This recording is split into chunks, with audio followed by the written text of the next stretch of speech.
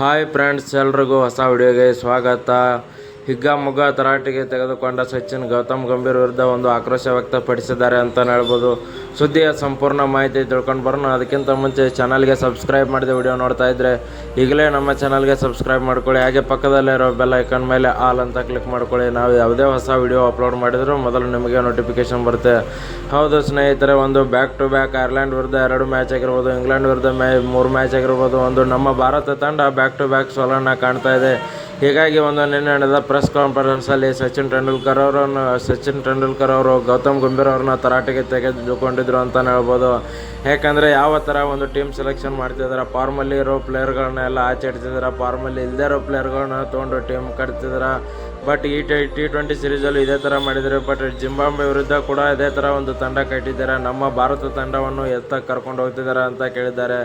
ಯಾಕಂದರೆ ಒಂದು ಮ್ಯಾಚ್ ಕೂಡ ಗೆಲ್ಲೋಕ್ಕೆ ಆಗ್ತಿಲ್ಲ. ಹಾಗೆ ಒಂದು ಚೆನ್ನಾಗಿರ್ತಕ್ಕಂಥ ಪ್ಲೇಯರ್ಗಳನ್ನೆಲ್ಲ ಆಚೆ ಇಟ್ಟು ಒಂದು ಫಾರ್ಮಲ್ಲಿ ಇಲ್ಲದೆ ಇರ್ತಕ್ಕಂಥ ಪ್ಲೇಯರ್ಗಳನ್ನ ಏನಲ್ಲಿ ತೊಗೊಂಡು ಆಡಿಸ್ತಾ ಇದ್ದಾರೆ. ಇವರಿಗೆ ಏನು ಹೇಳಬೇಕು ನಾವು ಅಂತ ಹೇಳಿ ಒಂದು ಕೋಪ ವ್ಯಕ್ತಪಡಿಸಿದ್ದಾರೆ ಅಂತಲೇ ಹೇಳ್ಬೋದು. ಹಾಗೆ ಗೌತಮ್ ಗಂಭೀರ್ ಅವರು ಕೂಡ ಇನ್ನೂ ಒಂದು ಚಾನ್ಸ್ ಕೊಡಿ, ಗೆಲ್ತೀವಿ, ಒಂದು ಪ್ಲೇಯರ್ಸ್ಗಳು ಫಾರ್ಮಲ್ಲಿ ಇಲ್ಲ ಅಂತ ಹೇಳಿ ಅವರು ಕೂಡ ಒಂದು ರೀಸನ್ ಕೊಡ್ತಿದ್ದಾರೆ.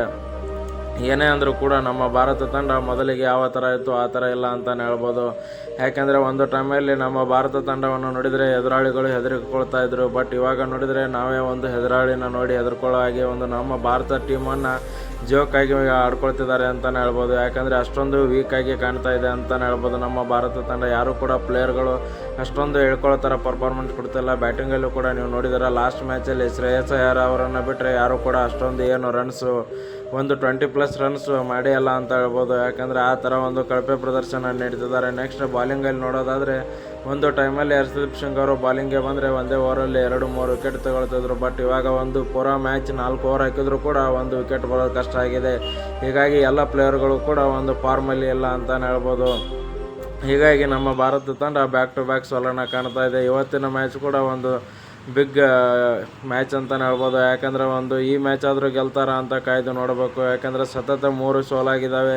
ಈ ಮ್ಯಾಚ್ ಏನಾದರೂ ಸೋತ್ರೆ ನಮ್ಮ ಭಾರತ ತಂಡಕ್ಕೆ ಇದಕ್ಕಿಂತ ಒಂದು ಕೆಟ್ಟ ದಿನ ಬೇರೆ ಇಲ್ಲ ಅಂತಲೇ ಹೇಳ್ಬೋದು. ಯಾಕಂದರೆ ಈ ಥರ ಬ್ಯಾಕ್ ಟು ಬ್ಯಾಕ್ ಯಾವತ್ತೂ ಕೂಡ ನಮ್ಮ ಭಾರತ ತಂಡ ಸೋತಿರಲಿಲ್ಲ. ಓಲ್ಡಲ್ಲಿ ಆ ಟೈಮಲ್ಲಿ ಆಡಿರೋ ಪ್ಲೇಯರ್ಗಳು ಕೂಡ ಅವರು ಕೂಡ ಚೆನ್ನಾಗಿ ಆಡಿದರು. ಯಾವಾಗೂ ಕೂಡ ಈ ಥರ ಬ್ಯಾಕ್ ಟು ಬ್ಯಾಕ್ ಸೋಲನ್ನು ಕಂಡಿರಲಿಲ್ಲ. ಬಟ್ ಇವಾಗ ಗೌತಮ್ ಗಂಭೀರ್ ಅವರ ಕೋಚಲ್ಲಿ ಒಂದು ಬ್ಯಾಕ್ ಟು ಬ್ಯಾಕ್ ಸೋಲನ್ನು ನೋಡಬೇಕಾಗಿದೆ ಅಂತಲೇ ಹೇಳ್ಬೋದು. ಶ್ರೇಯಸ್ ಅಯ್ಯರ್ ಕ್ಯಾಪ್ಟನ್ ಅವರು ಕೂಡ ಒಂದು ತುಂಬಾ ಬೇಸರ ವ್ಯಕ್ತಪಡಿಸಿದ್ದಾರೆ ಅಂತಲೇ ಹೇಳ್ಬೋದು. ಯಾಕಂದರೆ ನಾನು ಒಬ್ಬನೇ ಎಷ್ಟು ಆಡಲಿ, ಹಾಗೆ ಎಲ್ಲ ಪ್ಲೇಯರ್ಗಳು ಕೂಡ ನನ್ನ ಜೊತೆ ಕೈ ಜೋಡಿಸಿ ಆಗಬೇಕು, ಆಗ ಮಾತ್ರ ಒಂದು ನಮ್ಮ ಭಾರತ ತಂಡ ಗೆಲ್ಲೋಕ್ಕೆ ಸಾಧ್ಯ ಅಂತ ಹೇಳಿದ್ದಾರೆ. ನಾನು ಎಷ್ಟು ಪ್ರಯತ್ನ ಮಾಡಬೇಕು ಅಷ್ಟು ಮಾಡ್ತಾಯಿದ್ದೀನಿ. ಇನ್ನು ಉಳಿದ ಬ್ಯಾಟ್ಸ್ಮನ್ಗಳಿಂದ ಅಷ್ಟೊಂದು ಏನು ರನ್ಸ್ ಬರ್ತಾಯಿಲ್ಲ. ಹೀಗಾಗಿ ನಮ್ಮ ಭಾರತ ತಂಡ ಇಲ್ಲಿ ಒಂದು ಸೋಲನ್ನು ಕಾಣಬೇಕಾಗಿದೆ ಅಂತ ಹೇಳಿದ್ದಾರೆ. ಬಾಲಿಂಗಲ್ಲೂ ಕೂಡ ಅಷ್ಟೇ ಒಂದು ವಿಕೆಟ್ಗಳು ತೆಗೆಳ್ತಾ ಇಲ್ಲ. ಹಾಗೆ ಫೀಲ್ಡಿಂಗಲ್ಲಿ ಒಂದೊಂದು ಕ್ಯಾಚ್ಗಳನ್ನ ಮಿಸ್ ಮಾಡ್ತಿದ್ದಾರೆ.